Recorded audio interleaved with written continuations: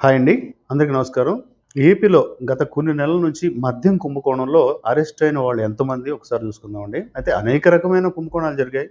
ఆహ్, గ gravel, mining ఇంకా చాలా రకాలున్నాయి. కానీ అన్నిట్లో ముఖ్యమైనది జనాలందరూ ఆసక్తిగా ఎదురు చూస్తా ఉంది. ఎందుకంటే ఎంతోమంది ఆడబిడ్డలు తమ మాంగళ్యాలను కోల్పోయారు.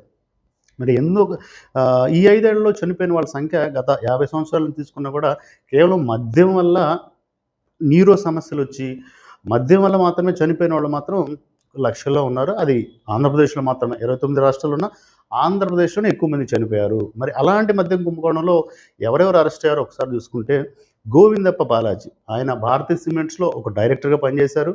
ఆ తర్వాత ధనుంజయ రెడ్డి. అతను గతంలో సీఎంలో ప్రధాన కార్యదర్శిగా పనిచేశారు. మరి ఆయన గురించి చెప్పుకోవాలంటే సీఎం గారిని కలవాలంటే అప్పట్లో జగన్మోహన్ రెడ్డి గారిని కలవాలంటే ముందుగా ఈ ధనుంజయ రెడ్డిని కలిసిన తర్వాతే అక్కడికి వెళ్ళడం జరిగింది. ఆయన కలవడానికి కూడా పొద్దున్న 9, 10కి ఎమ్మెల్యేలు గాని, మినిస్టర్ గాని వెళ్తే సాయంత్రం 5, 6కి కూడా ఆయన అపాయింట్మెంట్ దొరకని పరిస్థితి.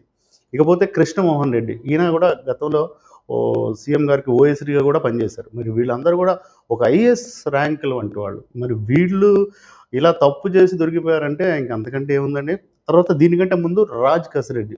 అసలు ఈయన పెద్ద తిమింగలం. ఇతని ద్వారానే మెయిన్ కార్యక్రమం మొత్తం చక్కబెట్టబడ్డాయి. ఈ విషయం చెప్పింది ఎవరండి?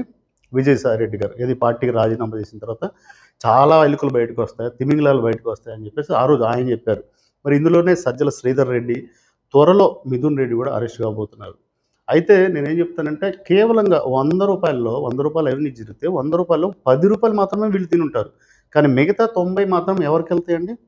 అంతిమ లబ్ధిదారు ఎవరైతే ఉన్నారో ఆ అంతిమ లబ్ధిదారు కోసమే వీళ్ళందరూ కష్టపడి పనిచేసి ఒక టీం వర్క్‌గా చేసి ఎంత అవినీతికి పాల్పడ్డారు.